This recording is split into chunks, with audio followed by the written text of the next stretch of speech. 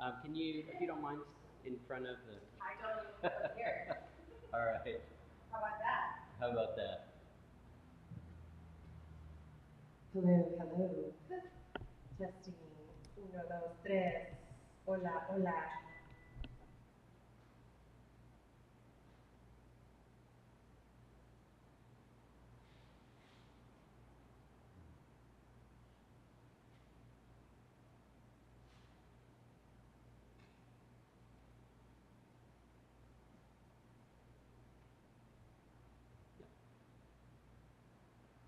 Bienvenidos todos y todas. Welcome everyone to Galería Eva. My name is Rosie Torres. I assist Maestra Veronica Castillo Salas with her scheduling at Galería, with also scheduling at Galería, cleaning the restrooms, doing renovating, painting the walls, all of it. Being a small business, you put many hats on to help a friend. Galería Eva was founded in 2014 by Veronica Castillo and her husband, Roberto Salas. And Galería Ecos y Voces del Arte offers and shares an inclusive space with cultural and diverse individuals. The gallery builds rapport through events such as art exhibits, cultural and folklore presentations, birthdays, weddings, celebrations, and pláticas, community conversations. Galería Eva serves many purposes, from personal to public showcases, to a venue for public and private events. This space serves as an educational branch and support system for all artists and members of the community who visit, by being a special place where ideas and dreams can flow freely. It is our mission to ensure that the arts remain strong, to create relationships as human beings with nature and the community through learning the arts and the experiences of others. We believe everyone needs an adequate space in which to share their art and space that should support their vision and dreams. We also understand how important it is for a place to have a safe and welcoming environment, and that is what we strive to provide here at Galería Eva. We are celebrating our 10-year anniversary this coming June 7th and June the 8th. The walls are bare at the gallery right now because we've renovated and cleaned up and touched up for our art exhibit, our community art exhibit on Friday, June 7th, from 6 to 9. It's free, come by. There's also going to be Voces de Libertad, and so Voices of Liberty, so some poets will be here live. And there's always food, You're going to have some delicious food today. Arroz con frijoles. There's simple foods, rice with beans, and salsas and little tortilla chips, which you're like, this is so simple, but it's just the right home food. And so also on June the 8th, come by and join us for a fandango, a little dancing. We start at 3, we end at 11. A whole bunch of bands will be here. That is a $10 donation at the door for helping support those artists who are supporting us. So thank you, each one of you, for sharing your time here tonight with us on this topic, this issue, this reality that we see daily, which is those that are living in the streets in the house. We have a houseless community in the back of our alleyway. In 2020, a whole bunch of us thought that it would be wise to share our food with those living in the streets, because we had really great mutual aid during 2020, during COVID, right? Mutual aid was coming we had boxes and boxes of food, and so we decided to make rice and beans and share it with a little bit of any meat we had, any protein we had, we would add to the rice and beans. And then our friendly unhoused neighbors said, hey, you don't happen to have a steak or a hamburger, because we got tired of the rice and beans. And so we were like, you know what, we're gonna go to Nolan Street and under Hayes Bridge. And so for the past 4 years, Galería Eva, family and friends, and a very small group of people have been also helping support those on the streets with some food, some home-cooked food, comida casera, that's cooked here every Saturday, and it's just given with love. They don't have to pray for their food, they don't have to bend over, or they don't have to show anything or say anything. They just, if they're hungry, they get that food. And we also serve food with biodegradable plates so that they could reuse it. It goes down into the earth again. And so this is a really important work. I know that each one of you is dear to your hearts. I know each one of you, particularly here, has a heart for those in need. So thank you. I'm going to now pass on this energy to Maria C Phippen. Is that correct? Did I say it right? Yes, you said it correctly. Thank you.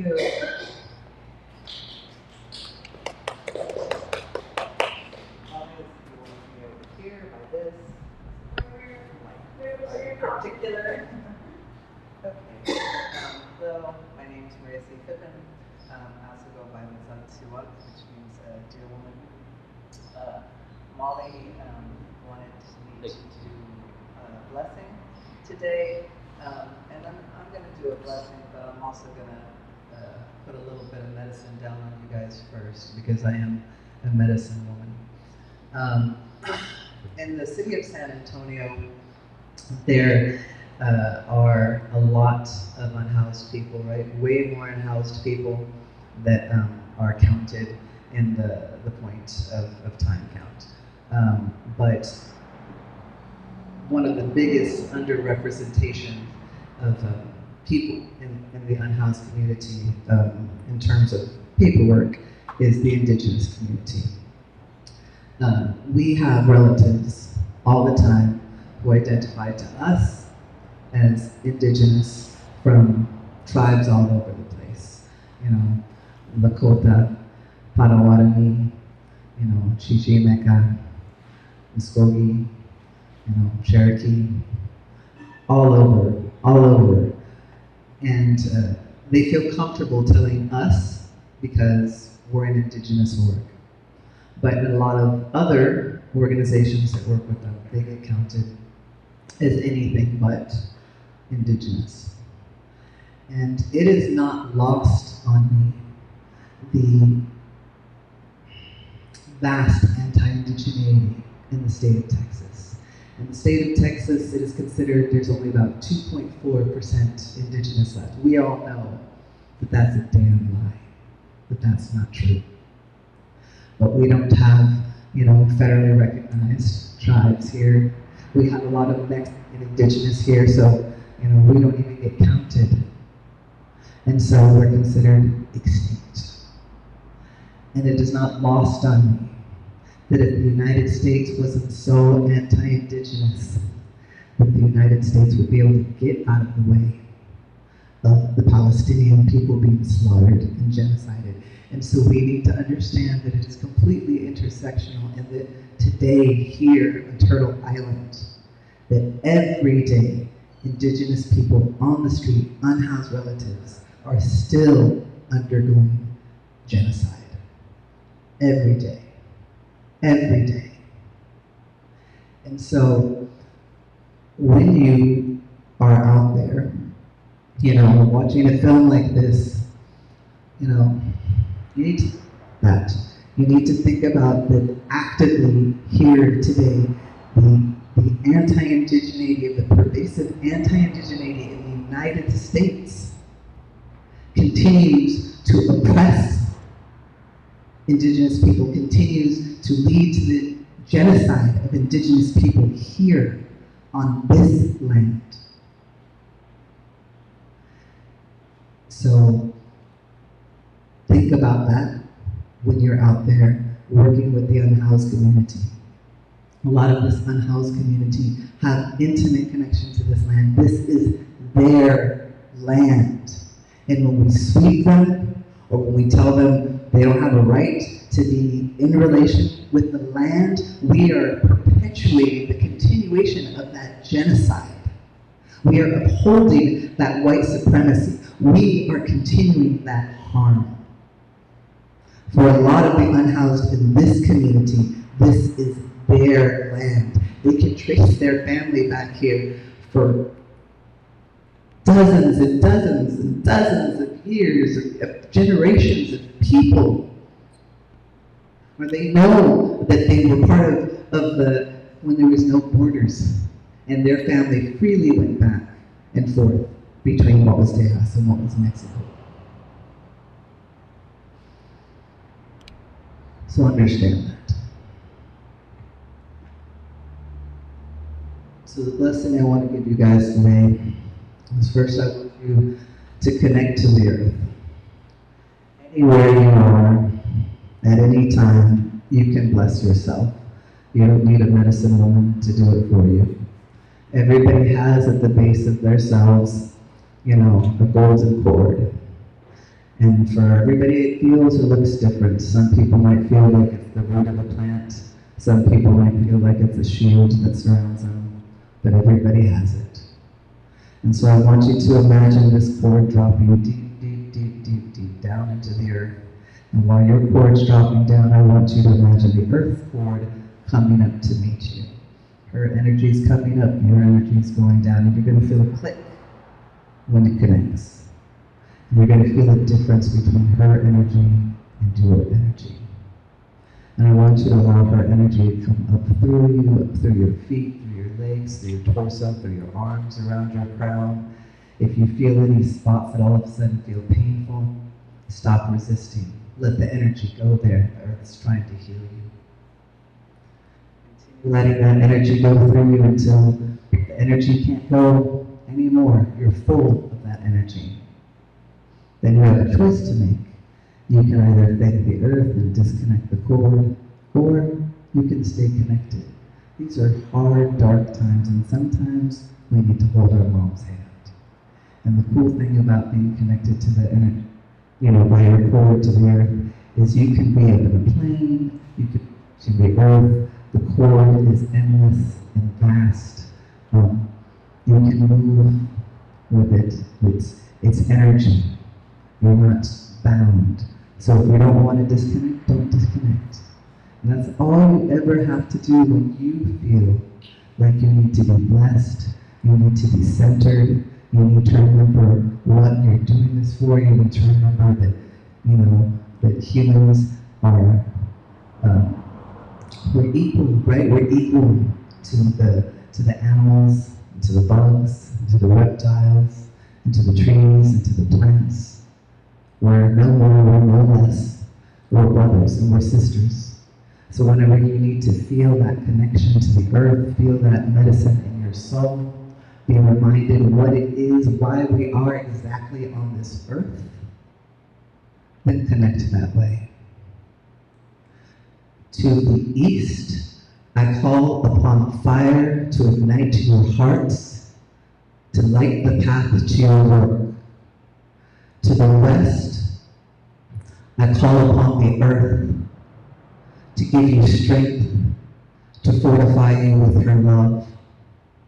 To the north, I call upon the wind to lift your prayers, to take them to your ancestors.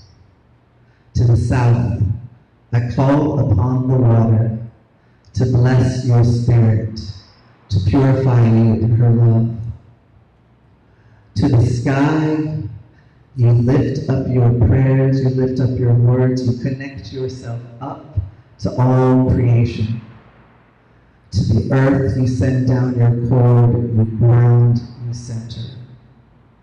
And to the center of your soul, you ask to be brave, to be fearless, to be strong, to be honest, to do the hard work it takes to free those that are oppressed, to do the difficult work it takes to stand up for what is right, to be brave enough to do the work that will heal your ancestors, because it is no easy task.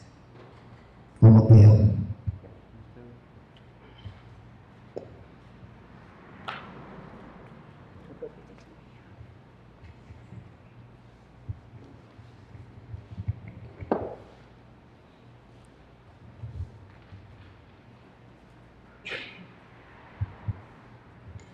So good evening, everyone. My name is Kayla Miranda. I'm a housing justice organizer on the west side of San Antonio.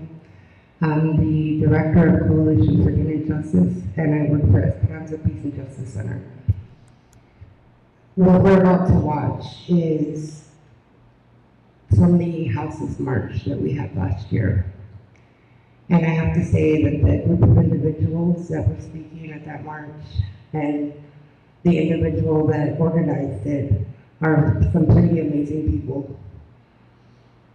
We, as organizers, work in the housing realm so much, and we work so hard just to move the pebble just a little bit. Unfortunately, every win that we have is knocked down by 20 losses. And sometimes it gets hard to remember why we're fighting. But it's people like these individuals and the people here today that keep us all strong. So without further ado, we'll go ahead and start.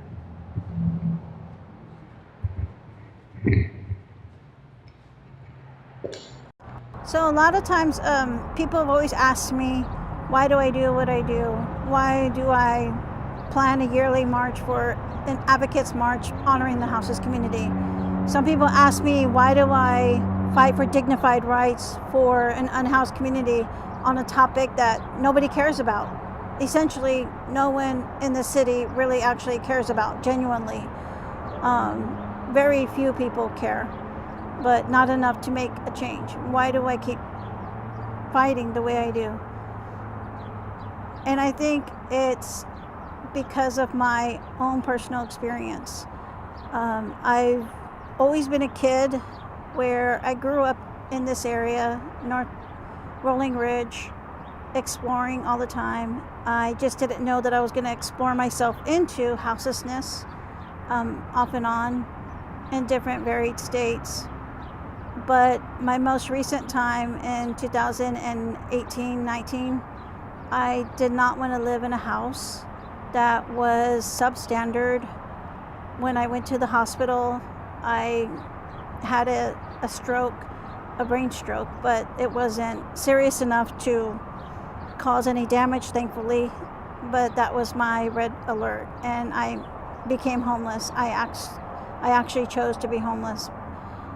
And out of the states that I had experienced houselessness, San Antonio was the worst state. Even though we have Haven for Hope, even though we have San Antonio Regional Alliance for the Homeless, even though we have Christian Assistance Ministries, even though we have all these nonprofits to help the unhoused community, San Antonio, Texas was the worst city that I have ever experienced being unhoused. What made it easier for me was the fact that I had a network of individuals that helped me out. I had somebody that gave me a car, so I didn't have to be on the streets.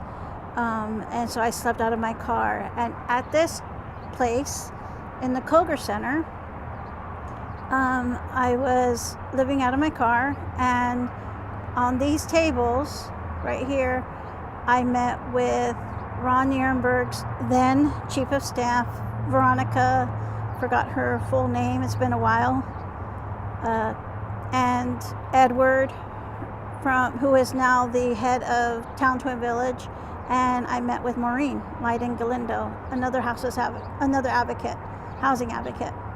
And that meeting, Ron Nirenberg's office promised me a whole bunch of promises. They made so many promises that they were going to do an overnight parking program. They were going to restore dignity to the unhoused community.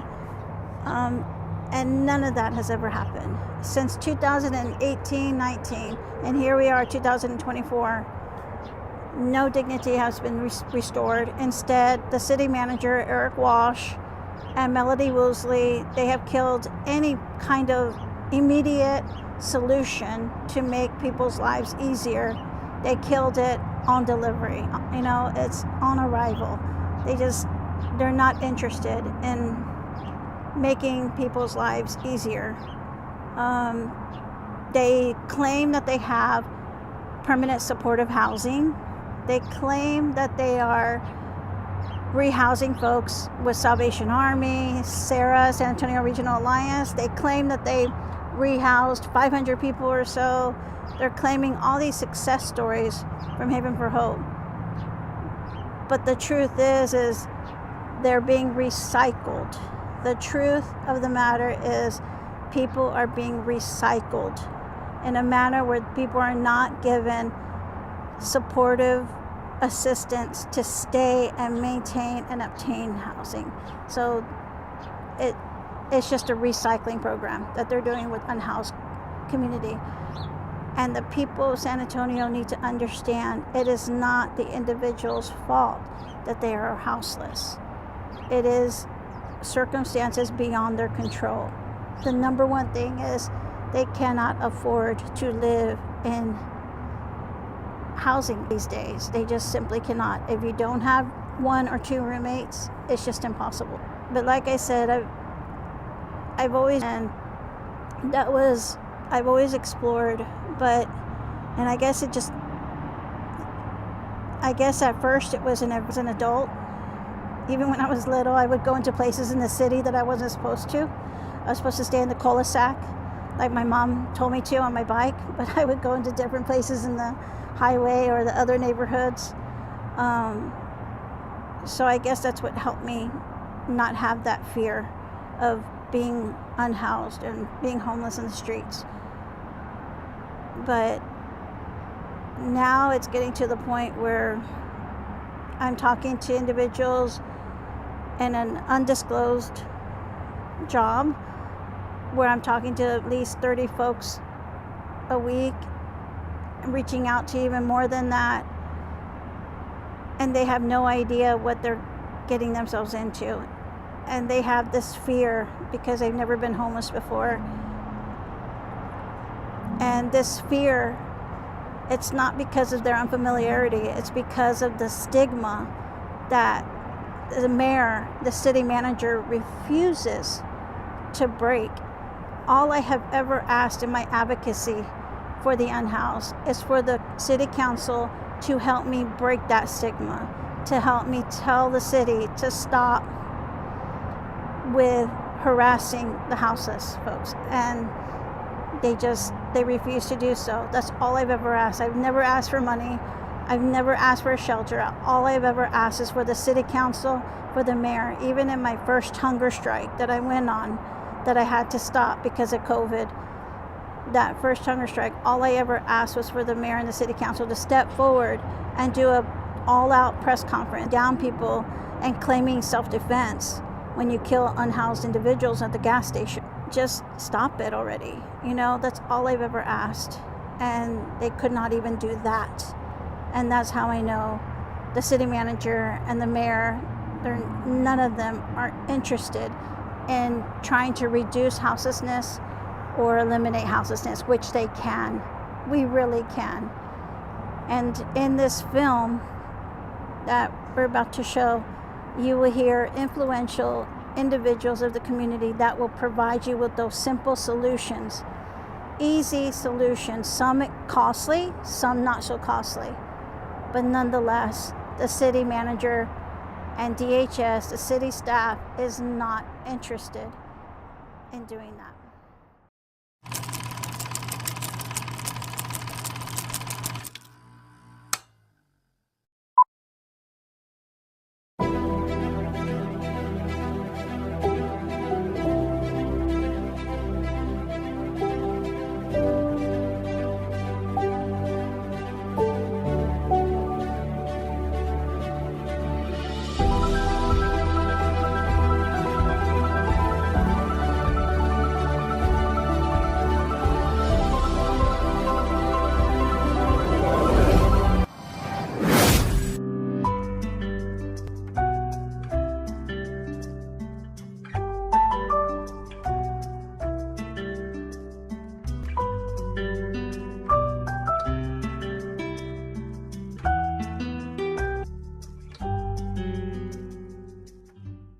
In this part of the world, the term encampment is not a bad option for those who fear our city's current method of sheltering individuals, as a current shadowing option is not a safe option for some who have negative experiences. For some people, pitching a tent or laying one's head in the public space is one's only choice. Like public housing, public spaces has and continues to disappear. We need to protect public housing as well as public spaces. My My first husband told me once, so long as there are well-intended churches and other good people, there will always be a place to get a meal, apparel, or shoes, or a pair of socks.